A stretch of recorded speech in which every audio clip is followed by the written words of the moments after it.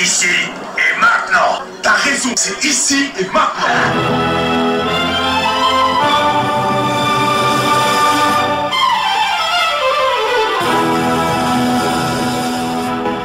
Vous êtes à l'écoute de la radio Ici et Maintenant sur 95 de FM et sur l'internet icietmaintenant.com.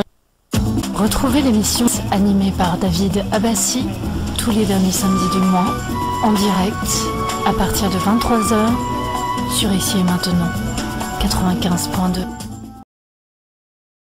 Monsieur Philippe, bonsoir, comment allez-vous? Ça va bien, bonsoir Monsieur Abbassi.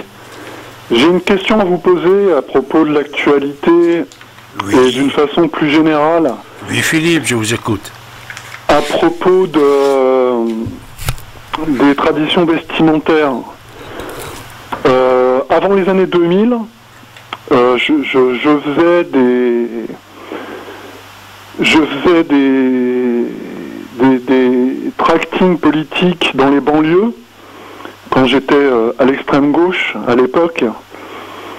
Et dans certaines banlieues, je constatais qu'il y avait des tenues vestimentaires particulièrement exotiques à l'époque, mais même encore aujourd'hui, mais à l'époque c'était déjà présent dans certaines banlieues. Donc je pense au niqab, donc qui cache le visage et on ne voit que les yeux. Je pense aussi à la burqa, donc le vêtement bleu avec la grille. Et comme on n'en parlait pas aux informations, quand je tombais sur ce genre d'accoutrement, ça m'a particulièrement marqué. Et ça, c'était déjà avant les années 2000. Et donc, je parle pas du voile classique, qui est quand même le plus courant. Donc, c'est-à-dire le hijab, si je me trompe pas, le hijab, que je vois de plus en plus dans la vie quotidienne. Et je voulais savoir, dans quelle mesure vous estimez-vous du degré de pertinence de radicalisation de quelqu'un qui porte le hijab, le voile classique? Est-ce que ça signifie quelque chose? Et dans le même ordre d'idées, qu'est-ce qu'il faut en penser? Et dans le même ordre d'idées, qu'est-ce qu'il faut penser de la djellaba et de la barbe? Qu'est-ce que vous en pensez? Voilà, je voulais savoir ce que vous en pensiez. Et j'écoute votre réponse. Je raccroche. Merci. Merci Philippe. Oui, je vais vous répondre. Vous avez la parole au 08 92 23 95 20. Vous savez, déjà, je veux vous dire quelque chose. Nous sommes au 21e siècle et dans le nouveau monde. Nouveau monde de Tesla, nouveau monde de Elon Musk, nouveau monde de virus Corona et le vaccin, Microsoft et toutes les technologies que vous le connaissez ou vous ne le connaissez pas, parce que je sais qu'il y a une partie des gens qui ne connaissent pas.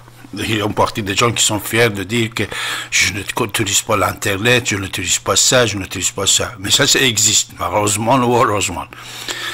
Cette civilisation digitale qui existe, déjà, capacité de penser des gens n'est pas comme avant. Pour ça, avant, à l'époque, on disait « Oh, il ne faut pas dire ça, les gens vont être vexés, je ne sais pas quoi ». Mais maintenant, l'information, il est libre, même si les médias traditionnels ne vont pas vous dire, vous avez accès vous-même à la vérité. Vous pouvez chercher la vérité, vous pouvez le trouver. Pour ça, les arguments ancien monde, c'est fini, à mon avis. Les arguments que, oh, il ne faut pas toucher, il faut laisser la liberté de choix, elle a choisi cette vestiment, pourquoi vous voulez le critiquer, patati patata. Déjà, je veux vous informer, puisque le plus important, si vous parlez de tchader, hijab, le voile des musulmans, déjà tout ça, d'origine, n'a pas d'une justificative religion. Ce n'est pas la religion c'est-à-dire religion de départ. Je ne parle pas des ayatollahs, des muftis, des clergés, de n'importe quelle tendance islamiste, ou islamique, ou musulman. Dès le départ, Mahomet, qui était le prophète de l'islam, sa femme, la plus belle femme qu'il avait, sa préférée, elle s'appelait Madame Aïcha, qui était tellement belle, elle avait 6 ans, la fille de son successeur Abou Bakr. Aïcha, elle avait 6 ans quand il est devenu fiancé de Mahomet, et à l'âge de 9 ans, elle était sa femme, et il l'a consommée. Et voilà. Aïcha ne portait pas le chador ni le voile, et pourtant Mahomet, il le prenait avec lui, il le ramenait dans le bazar de l'époque, bazar Akaz. C'était comme un Hyde Park d'aujourd'hui où il y avait des festivités variées, des pièces de théâtre, de chansons, on lisait des poèmes, etc., dans cette souk Akaz, bazar Akaz. C'était comme Hyde Park de l'époque. Je crois que maintenant on n'est plus comme avant. Alors Mahomet ne mettait pas le voile sur la tête de Madame Aïcha. Aïcha non plus ne portait pas le voile. Et le voile, origine de voile, notez bien, grâce à Philippe, je vais vous dire ça ce soir. L'origine de voile, c'est ce que vous voyez sur la tête de Yasser Arafat. Et tous les Arabes d'Arabie Saoudite, de Bahreïn, de Koweït, vous voyez tous ces gens-là, les Arabes, quand ils mettent leur tradition, leurs vêtements traditionnels, ils ont le voile sur la tête. Ce truc-là, tchefia, qu'on met sur la tête, vous voyez, c'est les hommes aussi le mettent. Ça, c'était un vestiment, une protection. Homme, ils portaient dans le désert. Quand ils voulaient traverser le désert, ils mettaient ça sur leur tête. À l'époque, il n'y avait pas de casques, ni de lunettes, ni de protection qu'actuellement le motard, par exemple, il met tout ça pour traverser même le désert. Il n'y avait pas tout ça, tout cette progrès d'aujourd'hui n'existait pas. Ils mettaient le voile sur la tête, même Arafat et ses amis, et même les femmes. Et si toi, tu étais tellement riche, tu avais le truc qu'on dit Abba, le grand Chanel que les ayatollahs il met, les clergés il met, le grand vêtement là sur le quand tu avais cette grande Abba en arabe, Chanel on dit, ça tu étais mieux protégé qu'une petite voile, ce qui est devenu chador pour les femmes musulmanes. Alors ça c'est une tradition de désert, pour traverser le désert, même quand tu ne traversais pas le désert, tu étais dans les villes de Mecque ou Médine ou d'autres villes d'Arabie Saoudite d'aujourd'hui, de péninsule d'Arabie de l'époque, vous savez toujours il y avait des touffons, il y avait des tornades, des choses comme ça, et le sable qui traversait les villes même, alors c'était gênant, on était obligé toujours être armé. Quand vous sortez, il pleut, vous avez votre parapluie avec vous, quand il pleut, vous l'ouvrez, quand il ne pleut pas, vous le fermez. Le voile et abaye, on le mettait, on le portait avec soi, et si il y avait des sables mouvants, des choses comme ça, ou des tornades, ou je ne sais pas quoi, on le portait. Alors, c'est-à-dire, il n'y a pas question de religion. C'est une tradition, et cette tradition, bien sûr, je vais vous dire, ne vous inquiétez pas, était imposée aux femmes de prophètes de l'islam, de Mahomet. Puisque dans le Coran, il y a des versets qui ordonnent de vous couvrir. Mais ça, c'était venu après, puisque Mahomet, une fois qu'il avait Aïcha, il avait d'autres femmes aussi, il avait une dizaine de femmes. Moi, j'ai compté environ 40 femmes, mais on va prendre note de 10, voilà. En même temps, il avait 10 femmes, et chaque femme, elle avait une petite maisonnette autour de Kaaba, et chaque jour, il était avec une femme, Mahomet, mais comme vous savez, avoir 40 femmes, ou 10, toujours c'était un peu gênant pour les femmes, puisqu'il n'avait pas un harem de garder la totalité des femmes dans un seul endroit. Il les gardait chacun indépendamment et loin de l'autre, dans les petites chambres autour de Kaaba à la Mecque.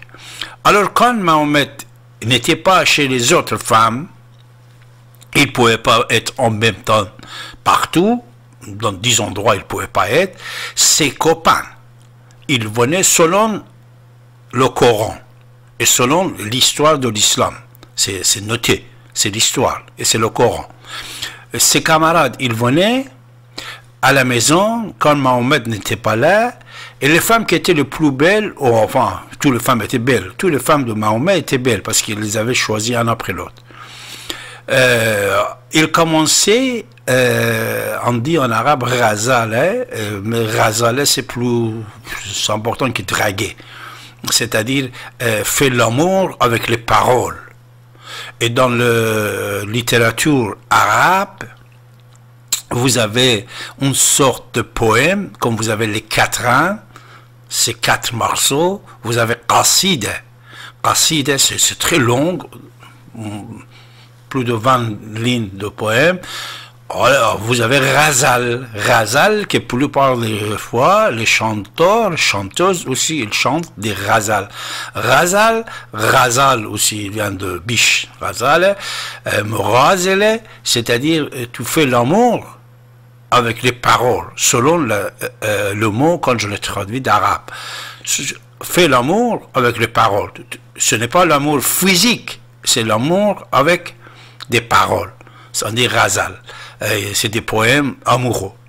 Alors, les gens, les camarades de Mahomet, ils entraient chez lui, lui n'était pas là, il commençait à draguer et parler comme ci, comme ça avec ses femmes. Je vais vous donner 2 noms que les musulmans, ils les connaissent parfaitement. Il y en a un, il s'appelait M. Talha, l'autre Zubayr. Talha, il était récompensé par Mahomet. Il avait un surnom, on disait Talhatul Khair, c'est-à-dire c'était un camarade de Mahomet très important qu'il aimait beaucoup. Mais pourtant, tous les deux, Talha et Zubayr, ils venaient draguer ses femmes. Et surtout, il y a une guerre juste au départ de l'islam. Et quand Mohammed est mort, Aïcha, la femme de Mahomet, il va prendre comme des généraux Talha et Zubayr, il va faire la guerre avec le genre de Mahomet, Ali. Voilà. Alors, Mahomet et ses camarades, ils disaient aux femmes, par exemple, aux Aïcha, ils ont dit plusieurs fois, aux autres, Maria, c'était une fille éthiopienne très très belle, parce que vous savez, les filles éthiopiennes, africaines, ils sont africaines, mais elles sont très belles, etc. Ils disaient, dès que Mahomet, il n'est plus là, il va mourir, je vais te prendre. L'autre, il disait, non, c'est moi que je vais te prendre. Ce n'est pas des histoires, c'est des historiens arabes ou musulmans qui ont rencontré ça. Alors, Mahomet, quand il a vu tout ça, il devient jaloux. Un jour, il va entrer à la maison et il voit que les hommes ils sont en train de parler avec sa femme Aïcha qui était très belle et tout ça. Il va être jaloux, il va les virer et il va dire Yann et ça et Nabi. C'est-à-dire, il va dire, écoutez les femmes de Mahomet, les femmes de prophète. À partir de maintenant, vous n'avez pas le droit de parler avec les gens, vous devez mettre votre droit dans votre bouche quand vous parlez, vous ne devez pas ouvrir la porte, et quand Mahomet n'est pas là, vous ne devez pas parler avec ces gens-là, et même Razal, Morazela, il utilise ces mots-là. À partir de ce moment-là, et voilà, il a une petite interdiction. Et deuxième condition pour interdire ça, deuxième condition, c'est que Alors, les femmes musulmanes, quand ils sortaient dans le bazar, ont toujours cette histoire pour les autres aussi exister. Alors, les Arabes aussi disaient, Mohamed, écoute, tu vois, pour tes femmes, tu nous as donné des versets comme quoi on n'a pas le droit d'entrer chez toi, on n'a pas le droit de parler avec tes femmes, mais nos femmes, quand ils sortent dans la roue, ils sont dérangés. MeToo, histoire de MeToo actuellement. Il y a un peu truc islamique dedans. Nos femmes aussi, quand elles sortent, il y a des dragueurs qui draguent nos femmes, etc., etc. Alors c'est là qu'il a appris ici, au départ c'était Yann et ça, Nabi, c'est-à-dire était les femmes de prophètes. Après il va élargir pour le musulman, c'est-à-dire c'est deuxième condition pour le hijab. Alors dans ce monde-là que nous vivons aujourd'hui, nous sommes en France, nous sommes en Europe, vous êtes en Tunisie, en Algérie, vous êtes dans le paradis de Nouvelle-Calédonie, vous êtes à Vancouver, aux États-Unis, il n'y a pas de désert, il n'y a pas de jalousie, il n'y a pas les gens qui ont 10 femmes, 4 femmes, 5 femmes, alors aucun alibi pour garder cette hijab. C'est mon avis, c'est l'avis de David Abbassi. C'est une insulte envers les femmes. Et surtout que quand vous posez la question, il dit, je fais ça pour le Dieu. Alors le Dieu, déjà il faut savoir combien de galaxies existent dans notre monde. Des milliards de galaxies, c'est-à-dire des milliards de planètes Terre comme nous. Nous sommes rien du tout pour le Dieu. Si le Dieu il existait, nous sommes rien du tout pour lui, il va être inquiet pour mes cheveux, ou les cheveux de ma femme, ou ma fille, ou je ne sais pas quoi, tout ça, c'est une mauvaise utilisation de pensée des gens, surtout dans ce nouveau monde. Voilà mes chers amis, j'espère que Philippe il est satisfait, mais je veux partager l'antenne avec vous, on va vous écouter, vous avez la parole. Vous êtes en train.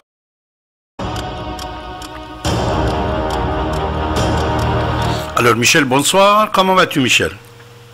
Bonsoir, ça va. Ça va Michel? Alors moi quand...